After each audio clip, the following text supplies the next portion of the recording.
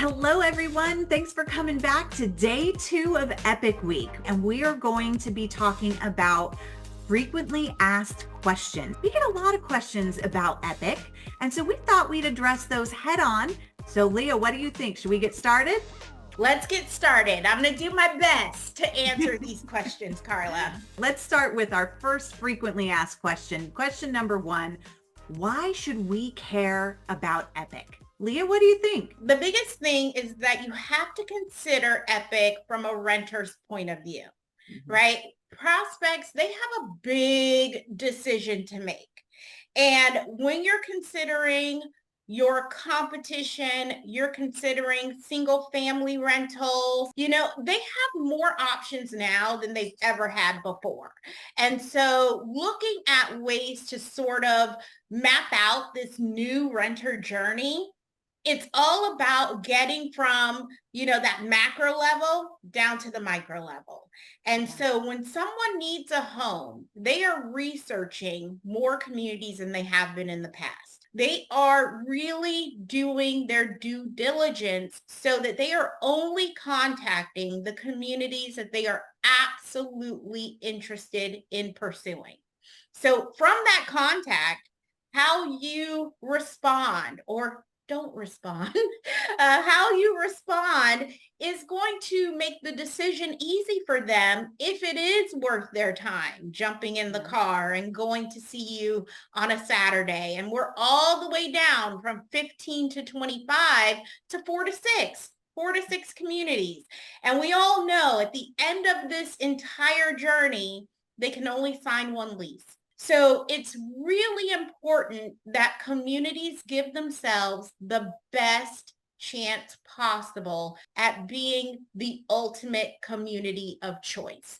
And so what we believe is that Epic has the ability to help you get out of that research phase, because part of the research are all of the things that your prospect is going to find out about you and about your community online.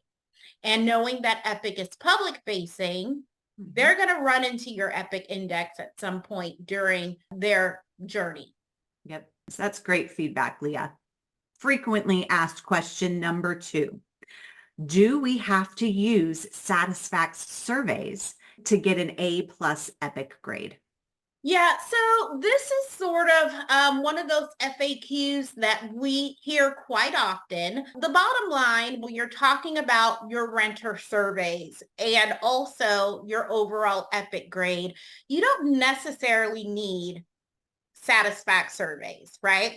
But surveys in general can help uncover the detractors that you are kind of experiencing or your residents are experiencing, which ultimately will help to improve your renter rating. So the thing with surveys, it seems as though you can kind of get them anywhere, right? You can create your own. You can spin one up just by doing a quick search online for survey templates. I think the power in terms of a Satisfax survey, asking the right questions to really truly uncover those detractors. Anybody can spin up a move-in survey, but what questions should you be asking on that move-in survey to identify that buyer's remorse that we were talking about yesterday?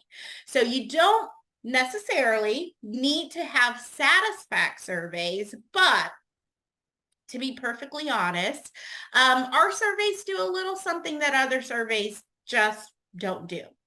Now, when you do add Satisfax surveys, not going to lie, again, Epic is ours, right? This is our metric.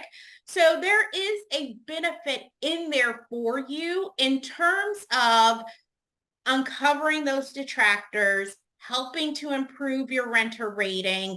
You can see right here from this screenshot, we have a management company that added Satisfax surveys in just a 30-day span of time.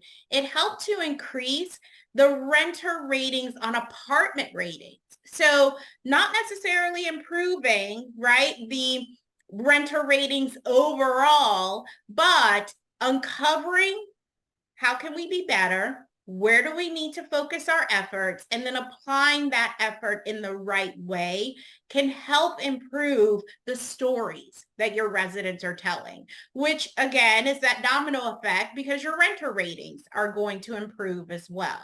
So next questions. What are the most effective review cultivation ideas? We hear this question a lot. Leah, what is some good advice we can give to our attendees today? Yeah, I think this question, you want to think in terms of quality, right? So not only do you want reviews, but what do you want those reviews to say?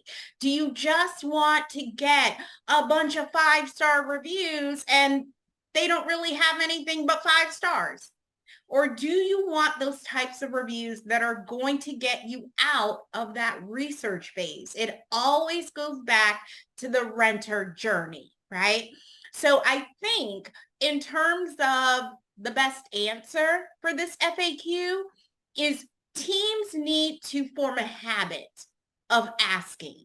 You need to create an environment where residents are going to want to share their stories. Because right now, the only residents that don't really need a push in sharing their stories are the ones that have a negative experience.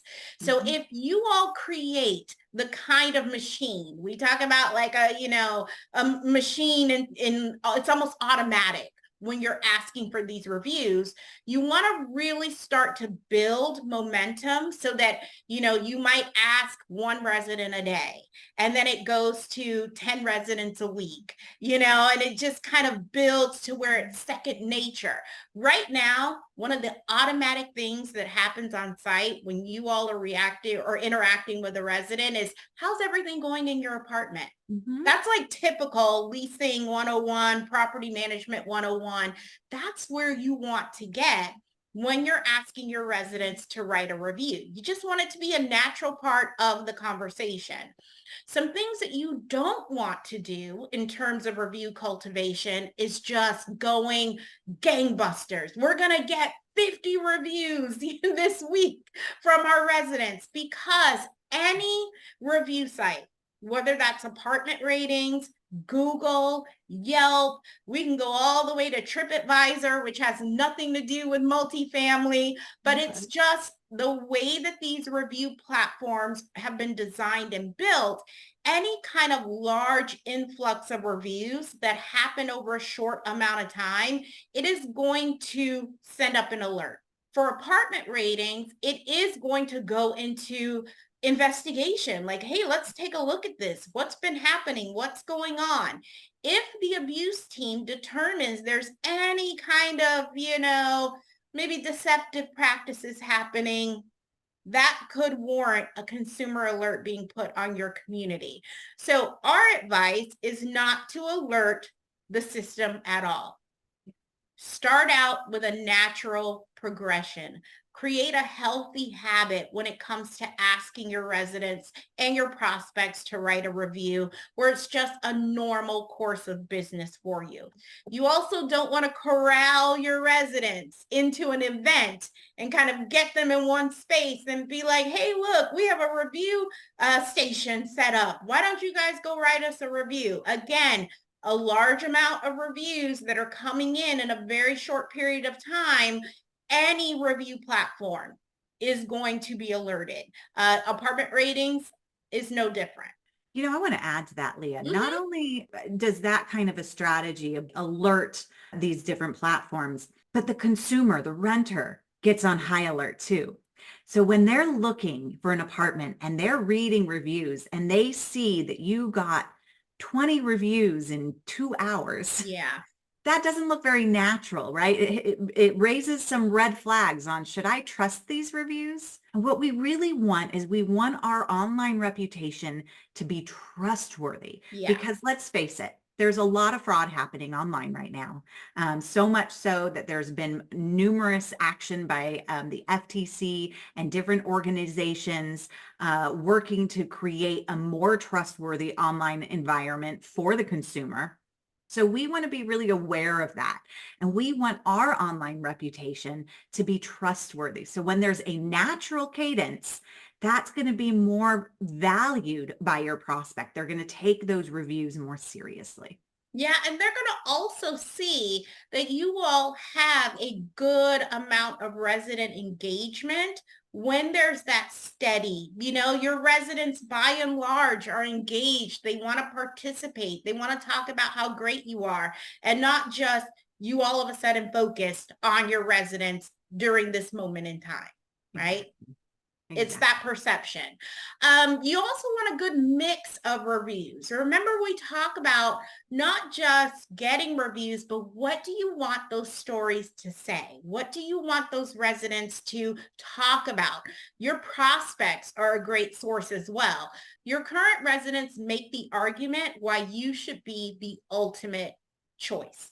Former residents, you may not think that these former residents have, much of a sway because they no longer live there. But remember, these are residents that have lived an experience over an extended amount of time. And so if those residents are speaking of positive experiences, what they're doing is that they are corroborating consistency in service. They're the ones that really are going to make the argument that your team is reliable over time. So those former residents hold a lot of value. Don't discount those former residents. And so here on this slide, we're giving you sort of easy ways to ask, right? How do you make those asks of your former residents, of your current residents, and your prospects? Remember, what do you want these stories to say? So again, asking should be that second nature, but picking the moments to ask makes the story more of a high quality, more of, something that's going to trigger someone else to act in the way that you want them to. I love the idea of asking future residents because you get these future residents that are just so excited to move in. They cannot wait. They are looking forward to the pool. They're looking forward to the fitness center. They're looking forward to meeting their neighbors, but they're so excited to move in. And that is such a great time to say, hey, would you write a review on why you picked us and what you're looking forward to most? And then I'm just going to add in one other thing. You've had these conversations. A follow up with a link. And why I say this? Because what you're doing is you're taking the onus off of them and you're making it easy for them. So if you ask and they say, yeah, I'd love to write you a review, send them a link to where you like them so they can just click once and go straight to the review site where you want that review posted. Yeah, and a QR code, right? That's Mhm. snap and go. The verified resident and verified prospect reviews, we know for a fact that verified reviews instill confidence. I know these are people that live here. I know this is the prospect that actually toured the community. Again, they help vouch for you. They help get you from that macro research level a little bit further down that residence journey. So having verified residents, verified prospects, tell their stories. Again, it lends itself to trust, as Carla was saying before. They are stamped as coming from a verified source. And we know that these are the most important types of reviews because they're reviews that are reliable. If you're a shopper, if you're an online shopper, I know that you're looking for verified customer reviews when you're Mm-hmm. thinking about buying an outfit or a product. It is the same for renters. They want to know that the reviews they're reading are from real renters, real residents that have interacted with your community. So it's very high on their list of what's helpful and what's not helpful in an online review. Yeah, for sure. And Mhm. Carla, you mentioned earlier about the FTC and other Yes. organizations that are getting really, really strict Hmm. with guidelines and, making sure that the public is not being duped. When you think about how much money someone puts down in a 12-month period for an apartment, you know, the rents aren't getting any cheaper. Not at all. And for some people, their salaries are not increasing, although the rents are increasing.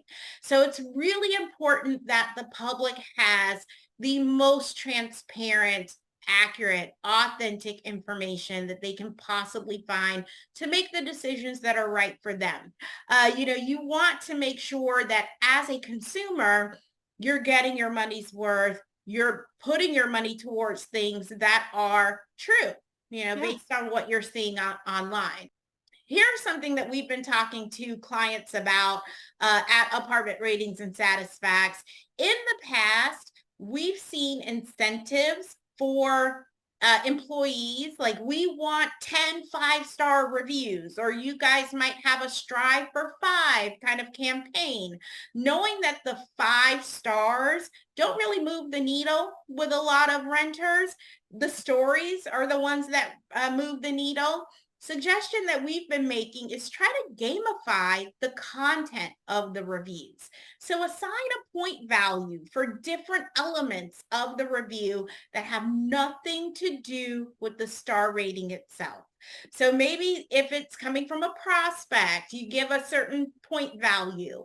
If the reviews are mentioning, different elements of the experience, 1 point each. If there's photos and videos attached to it, those get extra points. So what this does is it really does help create a more well-rounded quality review that gives your prospects reasons why they should either pick your community or continue to keep your community in consideration.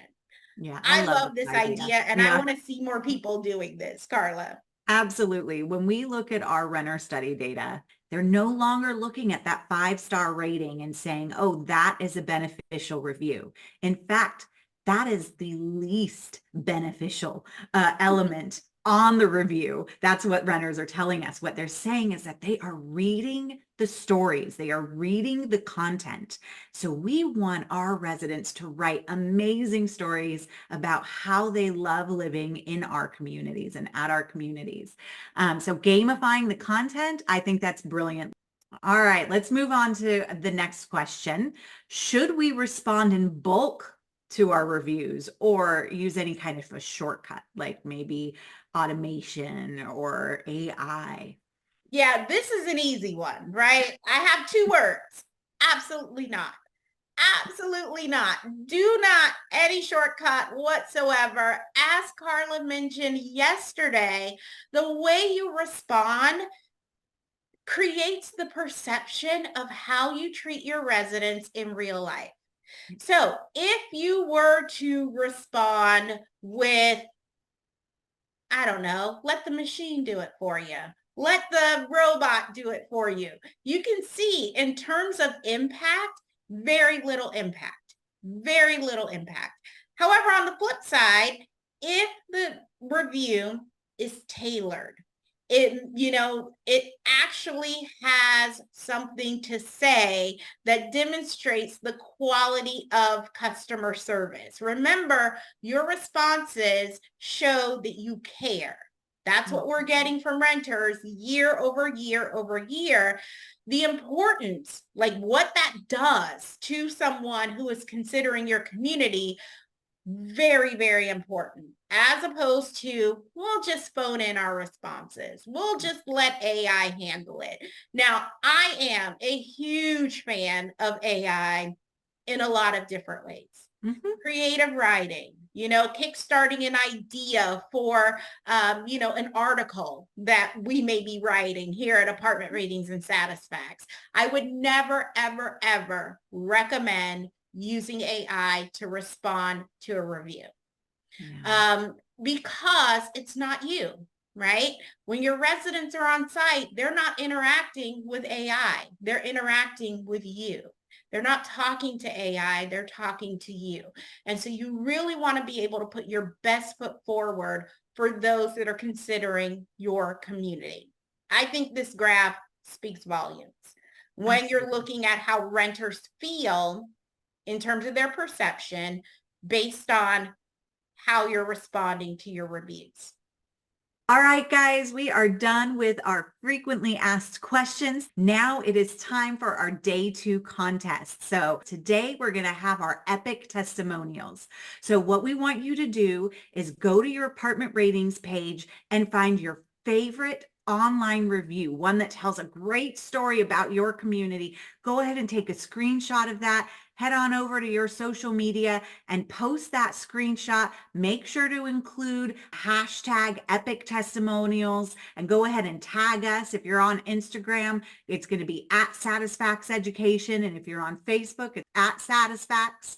So tag us and use that hashtag. Make sure to get those testimonials up before the end of the day for that chance to win our gift card. We're going to do this again tomorrow, day 3 of Epic. We're going to be talking about epic transformations. But for now, I hope that you enjoy finding those great reviews and sharing those testimonials, and we'll see you tomorrow. Bye, everybody. Bye.